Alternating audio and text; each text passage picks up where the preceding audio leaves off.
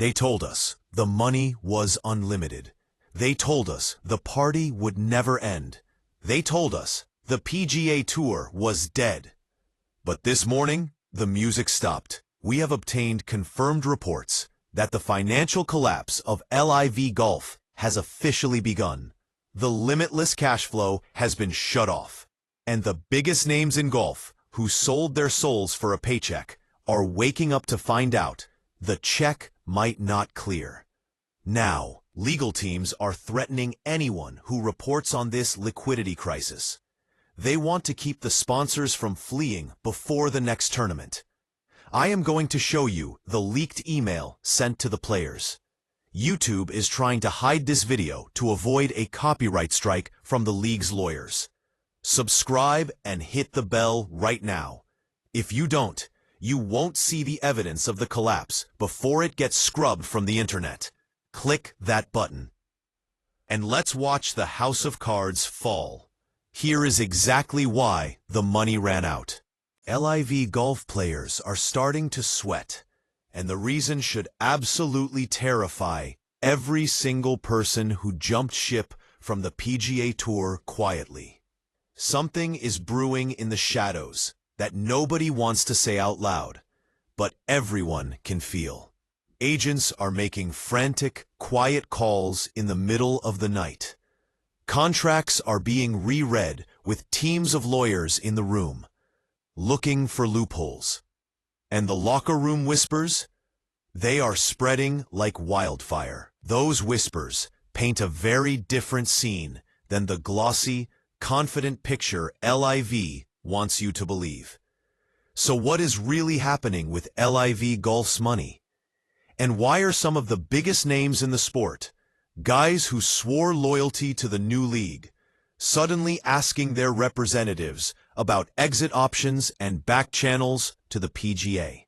People close to the league say the real story is messier, darker, and more chaotic than anyone on the outside expected. To understand the panic, we have to rewind to how this all started. Because once you see the setup, this current moment feels even crazier. When LIV Golf first crashed onto the scene, it didn't just show up. It blew up the entire ecosystem of professional golf like a grenade going off in a library.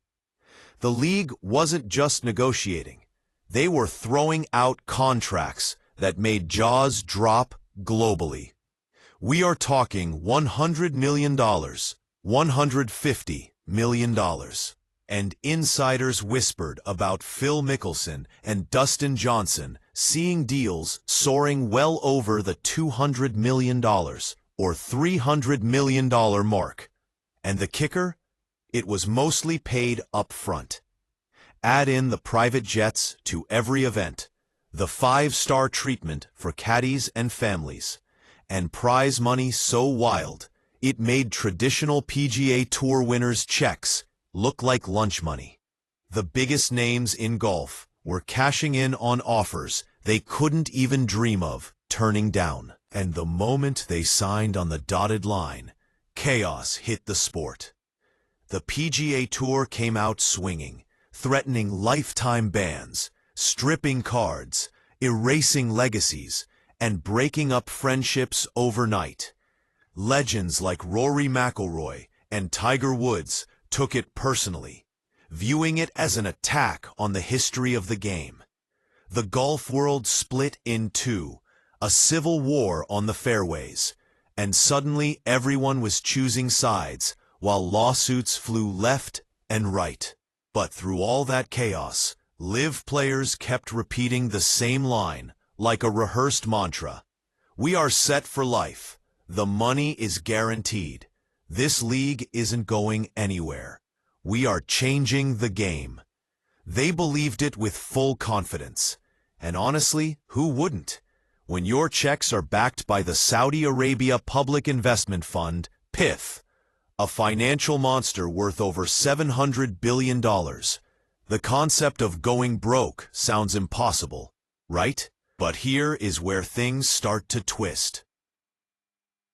From day one, The math never really added up. LIV was burning through cash faster than any sports business model in history could survive. And when independent analysts finally crunched the numbers, the results were terrifying. Behind the scenes, accountants and industry insiders were sounding alarms that were ignored during the honeymoon phase. LIV's yearly expenses were astronomical. We aren't just talking about player contracts. We're talking travel logistics for hundreds of people, massive team operation costs, global marketing campaigns, and high-end production fees. Reports suggested the burn rate was hitting hundreds of millions of dollars annually, with barely any money coming back in. Revenue? What revenue? The TV ratings were non-existent or embarrassing. Sponsors, the lifeblood of any professional sport, were hesitant to touch the product due to the geopolitical controversy. And ticket sales? At some events, they were practically a rounding error compared to what they were spending on fireworks and concerts. Some players brushed it off initially. They said, "The fund has endless money. We're good." But others, the smarter ones, started noticing the shift. The private jets started getting cut back or consolidated. The lavish parties got a little less lavish. Events were trimmed down. Rumors started swirling that team budgets were being revised and capped. That is when reality started to hit. This wasn't an endless cash fountain after all. It was a business, and businesses need to make money. Then came the turning point that shook the foundation. The whispers about a potential merger with the PGA Tour. When that news broke, it wasn't a flex of power from LIV. It was a lifeline. LIV needed legitimacy to survive, and the PGA needed peace to stop bleeding legal fees. But neither side really trusted the other. Behind closed doors, agents were sweating bullets. Lawyers were rewriting clauses frantically. Players who once bragged about their guaranteed deals started asking quiet, terrifying questions. What happens if this thing folds? What happens if the Saudis pull the plug? Do I get to keep the money? Do I have a place to play? The flashy press releases painted a picture of growth and unity. But insiders called it what it really was. Survival mode. That is when the panic started creeping in, especially among the players who had burned every single bridge back to the PGA Tour. Suddenly, locker rooms weren't just about golf swings and putting drills. They were about exit strategies. Some players reportedly reached out to PGA executives through back channels, asking if there was any way back, even if it meant paying massive fines or serving suspensions. Others tried negotiating side deals to keep their personal brands alive in case LIV's team model collapsed, and the pressure kept building. Sponsors were pulling out or refusing to renew. Executives were quietly resigning and leaving the organization. Tournaments were running with half-empty stands, despite massive payouts on the line. Behind the smiles and the golf but louder press quotes, the tension was palpable. The same golfers who once boasted about generational wealth were now watching the walls close in, realizing the dream they bought into might be running out of runway fast. Let's talk about the television disaster, because this is where the cracks turned into gaping holes. LIV's big gamble was the CW network deal. This was the deal they swore would finally give them a real American spotlight, mainstream validation, and a consistent audience. This was supposed to be the turning point. But the reality? It was straight up brutal. Some CW affiliate stations flat out refused to air LIV events, choosing to show infomercials or reruns of old sitcoms instead. Others tossed the tournaments into awful time slots. The production was plagued by technical glitches, and the numbers humiliating. Some broadcasts barely cracked 200,000 or 300,000 viewers across the entire United States.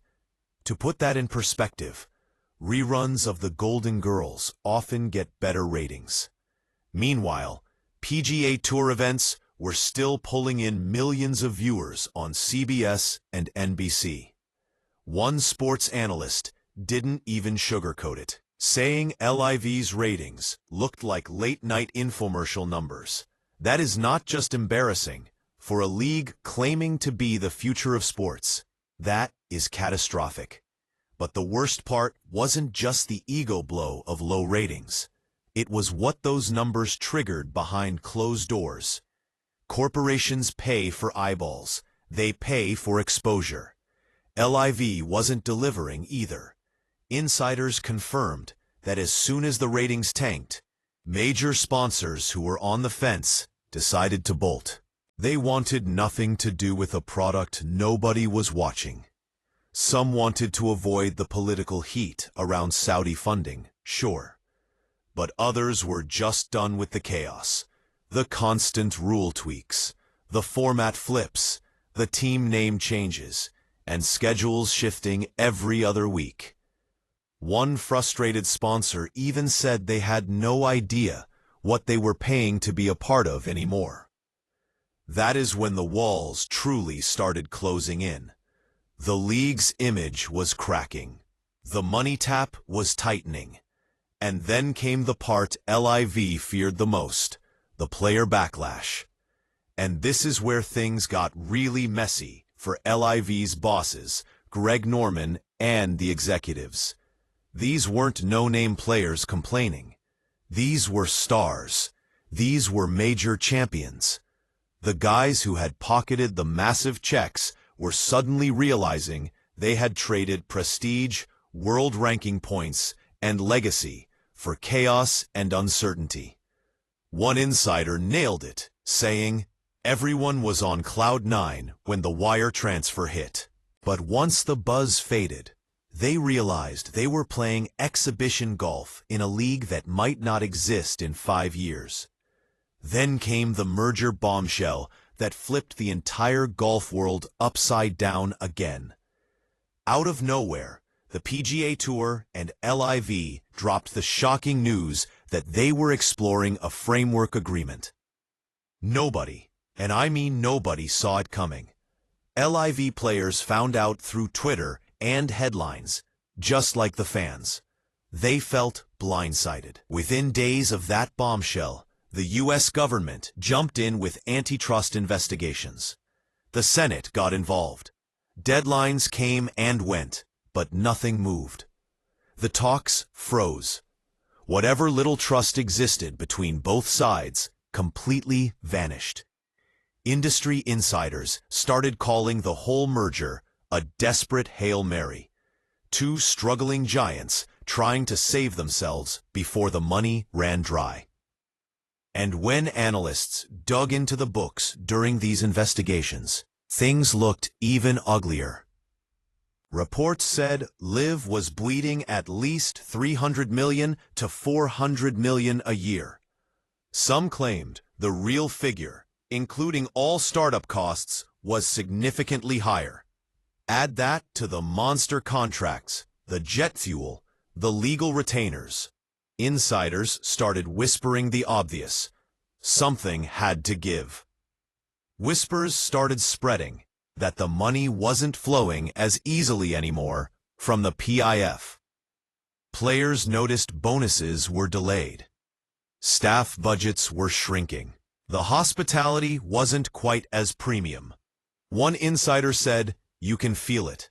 The vibe is different now. It feels like a budget meeting, not a party." Behind closed doors, people began questioning how long the funding could really last. The Saudis have the money, sure, but they didn't get rich by lighting cash on fire forever. They invest for returns. If the league couldn't prove it could stand on its own, the investors might start tightening the tap. For a league built on lavish spending and impossible promises, that kind of shift could trigger a full-on meltdown. The tension reached new levels when reports surfaced that several top LIV executives were stepping down or being pushed out. Publicly, they called it restructuring. Insiders called it panic management. Now, the whole golf world is watching, waiting to see how this saga ends. LIV Golf promised to change the game forever, and in some ways, it did. It made players richer and the sport more fractured. But at what cost? The chaos, the money drain, the broken friendships, and the uncertainty have left scars that won't fade overnight. Meanwhile, players stuck in the middle are realizing something harsh. Fame fades, cash burns fast, and legacy, that is what really lasts. And right now, their legacy is tied to a sinking ship. People inside LIV have started openly questioning if this business model can ever work. Failed TV deals, weak sponsor interest, empty stands, and zero real investor buzz for team ownership franchises. It all painted a brutal picture. And then came the shift from the Saudi Public Investment Fund. Multiple insiders claimed the PIF was done pouring endless cash into a black hole. They wanted results. They wanted LIV to stand on its own, make real money, and finally prove it wasn't just a flashy experiment. But that is a huge problem, because LIV has never shown it can survive without those massive, non-stop injections of oil money. Now, with the pressure rising, the countdown to reality might have already begun. LIV has been on life support since the jump, masking it with gold-plated bandages. Now the ones holding the plug are finally asking the tough questions. Players are starting to feel that heat too. Some are still smiling for cameras, acting loyal, while quietly testing the waters elsewhere. Others are glued to every PGA Tour update, calculating how far the walk back would actually be. Insiders even say a few players have been skipping optional LIV events, tossing out excuses like minor injuries. That is not confidence. That is self-preservation. That is a roster full of guys hedging their bets because they smell smoke. And when you stack it all up, the terrible TV ratings, the sponsor exodus, the CW disaster, the player frustration, the stalled merger, the executive exits, and those massive financial losses, it all leads to one brutal question. Is LIV Golf actually in serious trouble? Here is the truth. LIV isn't officially bankrupt yet. There is no court filing. But the warning signs are flashing bright red and loud for everyone to see. Even the die-hard supporters are starting to squirm. That early confidence, that we are taking over the world swagger, has turned into quiet uncertainty and PR damage control. Maybe, just maybe, the merger ends up saving both leagues. Or maybe, Saudi Arabia decides to keep pumping cash into this wild experiment for another decade, just to prove a point.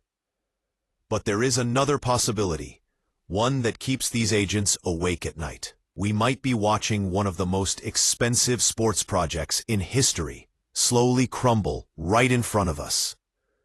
The cracks are visible. The pressure is mounting.